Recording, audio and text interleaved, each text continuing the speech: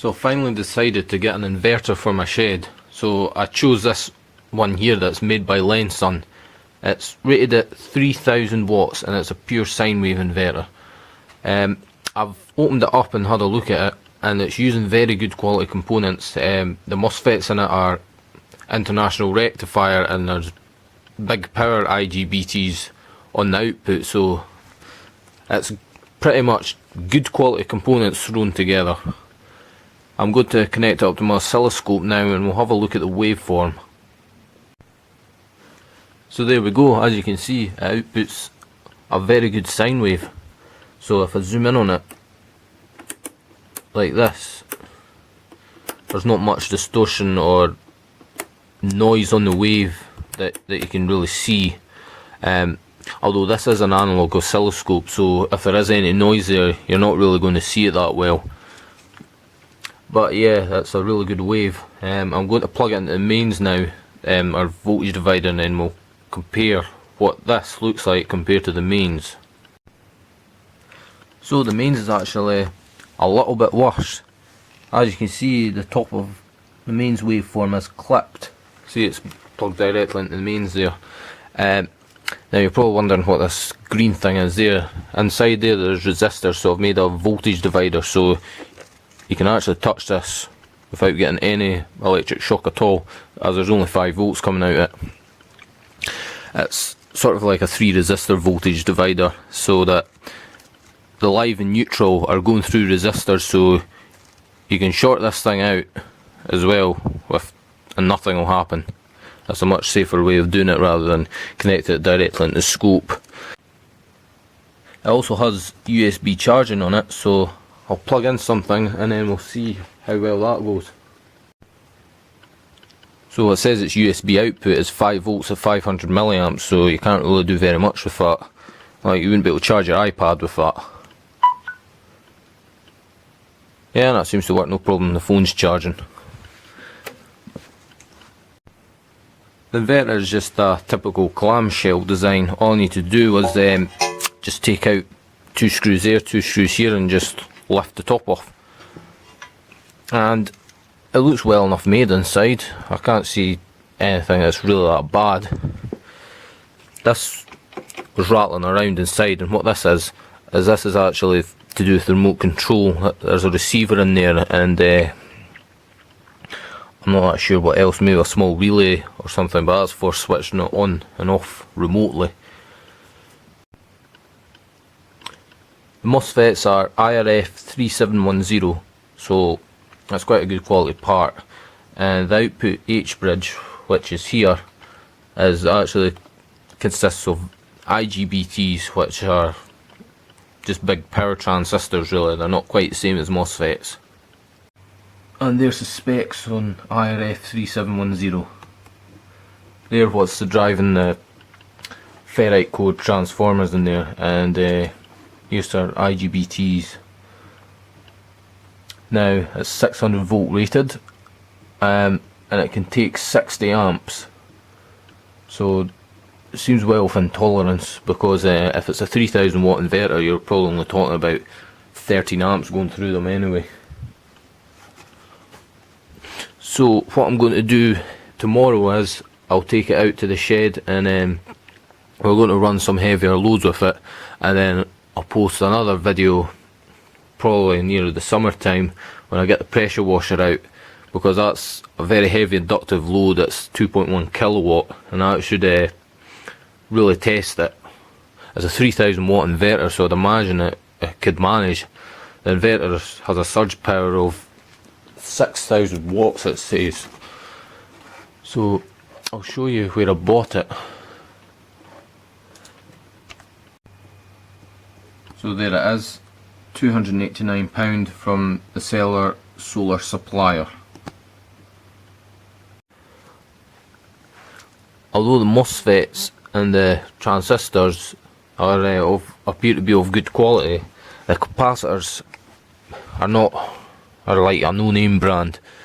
That one there's KMH, and the ones in there are Cheng X, which is a Chinese capacitor. So and in inverters, these can quite often blow the top just bursts right off them, and then they spew smoke all over the inside of it, and sometimes cause damage elsewhere.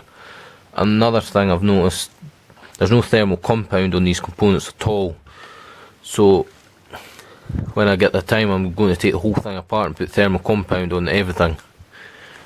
It's got a very hefty output inductor there which filters it, that filters the power really well, which results in that nice sine wave you were seeing.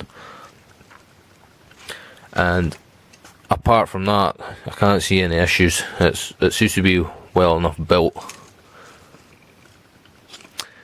One thing I did notice though, actually underneath this, there's actually a whole hot melt glue stick that is actually just stuck underneath it to stop the board from moving around. So that was a bit of a botch job. So this is the power consumption of the inverter switched on with nothing connected to it. It's just a little over 10 watts, 360 milliamps. So we'll switch on the fan heater and see if it can power it. It's a 2 kilowatt heater. Right, so I'll switch this off because I'm currently charging my 24 volt batteries, because as you can see, it's about midday right now. There's just hardly anything coming in for the solar. So we'll switch this off, just unplug it, and we'll get rid of that noise.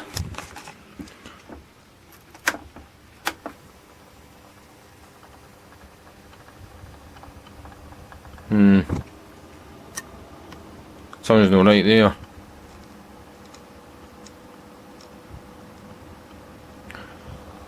Seems to be making a funny noise. 650 watts.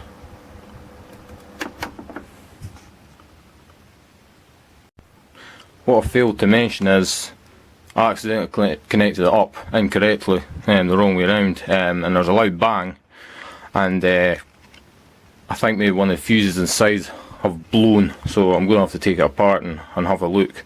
I certainly hope a MOSFET hasn't gone, because if it has, it's going to be very difficult to replace. Well, after connecting it up the wrong way, when it's off it seems to be making a ticking noise.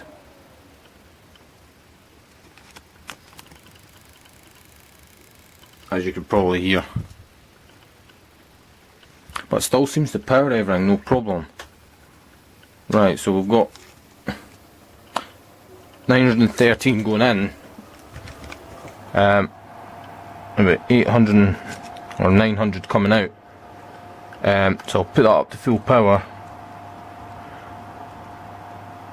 and it seems to still be powering it, about 1.7 kilowatts. It's slightly lower. This inverter produces a bit less voltage in the mains. We'll have a look at what voltage it actually gives out. 217.9 volts. Yeah, 217.9. That's a little bit lower, that's why. We'll see how that drops. So goes to 216 at 900 watts, and about 1.9 kilowatts, it goes down a bit more. But if we compare that to the voltage of mains,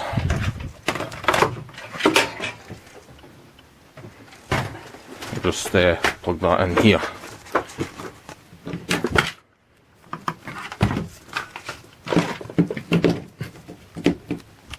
So our mains voltage reads as 237, so the inverter is just like maybe about 10 or 15 volts too low. But I'm still worried that I've maybe blown a few of the FETs in here, because it is making a funny noise, and it might do even more damage if I try and run a pressure washer. So what I'm going to do is I'm going to take it apart and just test all the MOSFETs with a multimeter to make sure that everything is in order. And if so, then that's fine. I hope I've not done any damage. But yeah, if it wasn't for me connecting it up wrong, would have been quite happy with it. Although then again, based on the idle power consumption not actually changing, it's unlikely that a MOSFET has failed. It seems to not do the ticking noise when I run it off a lower voltage, so it must just be higher voltages causes it to tick when it's not under load. So I'm going to just verify that. So I'll take it back in the house and run it on the lower voltage battery and see if it still makes that noise. Well, we seem to be okay as it stopped it now. I'm just running a lead acid battery charger here. When we unplug it, the ticking's gone, so it must just be a lower voltage thing. When it's on lower voltage it doesn't do that ticking, so I don't think I have damaged it. It should be okay. I may have a look at these little adjustments and see if they do anything. So 217 on the output. Let's see if we can adjust that by gently turning this.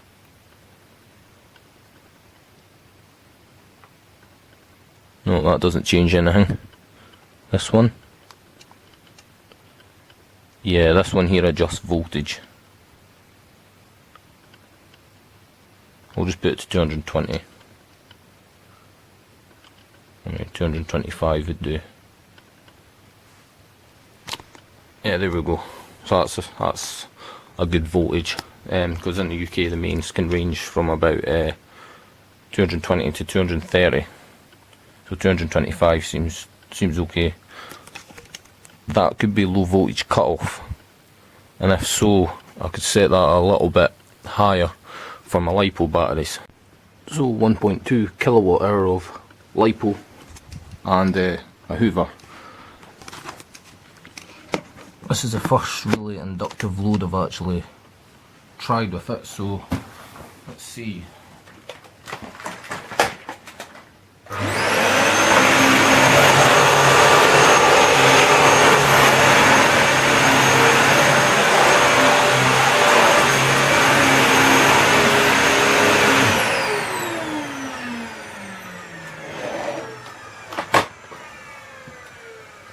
Not a problem. Another thing I'll mention is the cooling fans seem to be temperature controlled, because I did notice a sensor on one of the heat sinks and they haven't come on yet, but the thing's still stone cold. So I can't comment on what the fans are like because they've never actually come on.